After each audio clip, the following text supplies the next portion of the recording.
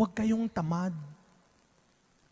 Huwag niyong inaasa lamang sa matatanda at sa ibang tao. Hindi porket tayo ay nakapag-aral kaysa sa magulang natin, tayo ay kumikita na, tayo ay marami ng alam, ikaw ay marami ng napuntahan. Hindi ka na pwedeng magtrabaho sa bahay. Hindi ka na pwedeng mautusan. Hindi ka na pwedeng maitama. Hindi lang matigas ang ulo. Makapal na rin ang mukha natin. Sana wag umabot sa ganon. Ang sabi ng nanay, anak, matuto kang sa gawaing bahay. Kapag nawala na ako, marunong ka. Kaya mo na.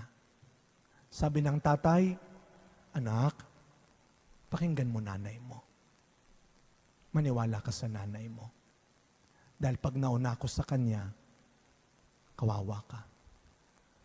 Sa pagpapatuloy ng misa natin, sa tulong hindi lang ng panalangin ni Maria at Jose, sa tulong ng halimbawa ng mag-asawa, sana lumaki rin tayong kagaya ni Jesus, natuto sa kanilang mabuting halimbawa. Sumunod, may biyaya sa pagtalima. Huwag tamad. Amen.